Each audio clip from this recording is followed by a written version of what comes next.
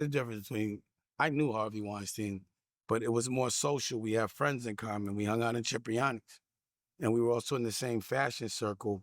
And then we made paid in full. But again, me knowing him meant I wasn't doing any more business with him. And when I did see them doing business together, again, like regardless to what, I don't think Homeboy has any business acumen. So I'm like, I don't. He can't direct. He can't produce. He can't edit. He can't shoot. He doesn't do anything.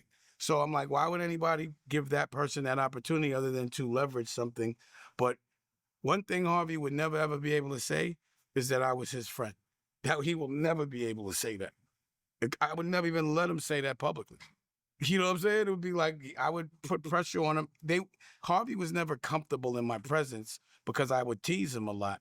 He was not well dressed, and his hygiene wasn't all there. He'd be wearing the same suit for fucking 3 weeks and three.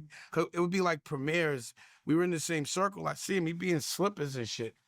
So you could ask white people, like agents and shit, what it used to look like when I used to walk in the room with Harvey Weinstein.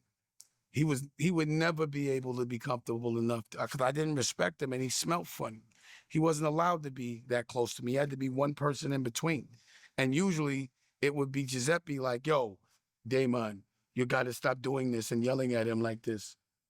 You have to stop. And I'd be like, yo, he's like, he's my friend. I'd be like, fuck him. Because he would never pass a plug. And I already knew that Harvey was never putting up his bread. There was a circle of friends that would put up the equity for everything he did. So he wasn't putting up bread. We owned the club together called Socialista. He never put up the money. I put up my money, and this nigga Paul was jerking off in the motherfucking kitchen. I couldn't even eat in the restaurant. I'm like, bro, what you doing? And you didn't even send your money. So that was my interaction with him. It wasn't letting a white man speak for me and say he's my friend.